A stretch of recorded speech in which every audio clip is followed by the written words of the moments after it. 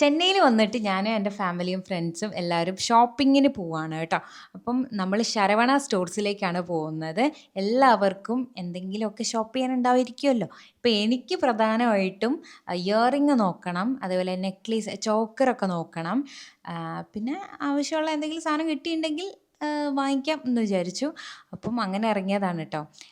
ഷോപ്പിൻ്റെ ഉള്ളിൽ കയറിയ പടെ എല്ലാവരും സ്പ്ലിറ്റായി അവനവന് വേണ്ട സാധനങ്ങളൊക്കെ തിരഞ്ഞ് നടക്കുവാണ്.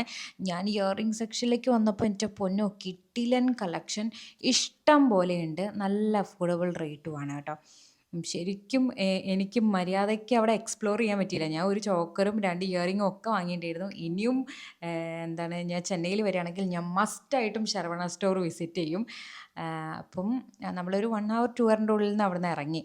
പിന്നെ നമ്മൾ മുല്ലപ്പൂ വാങ്ങിച്ചിട്ടുണ്ടായിരുന്നു കേട്ടോ. ഭയങ്കര ബാർഗൈനിങ് ഒക്കെ ആയിരുന്നു. അങ്ങനെ മുല്ലപ്പൂവൊക്കെ വാങ്ങിച്ചു.